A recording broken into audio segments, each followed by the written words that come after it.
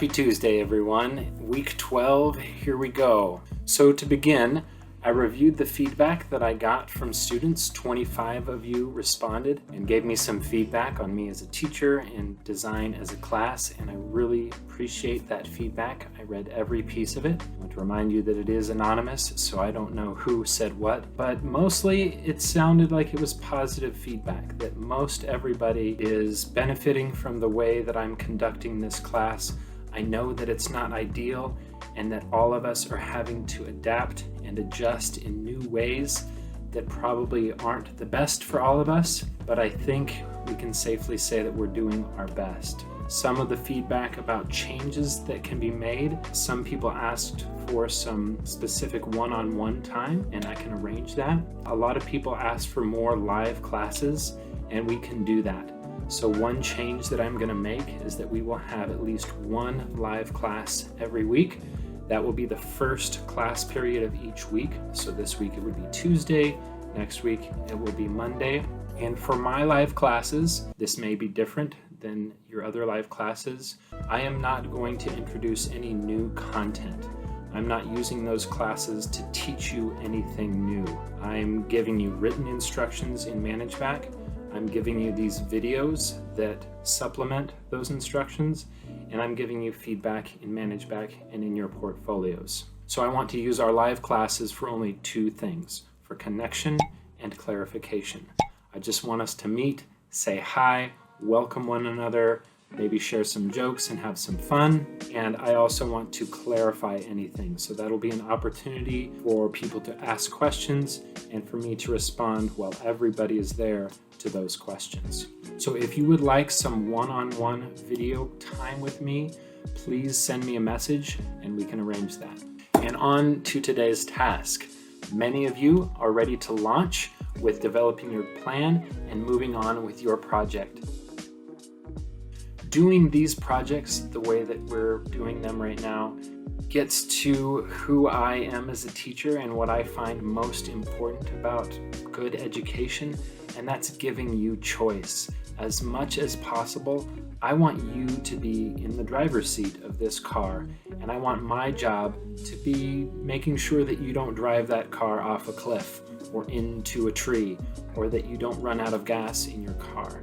So as much choice as I can give you, I want to do that, because hopefully it makes you more excited about what you're doing, and then you put more of your effort into making it as best as possible. So we gave you choice. A lot of you still have not made that choice. So before you move on with C1, if you haven't done so already, you need to choose your challenge.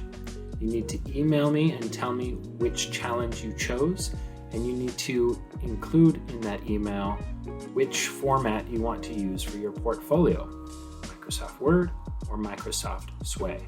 I will then respond to that email saying thank you. I will sign you up for a chat group with other students also doing that same challenge, and I will give you a template that you can use for your portfolio. Pick your challenge.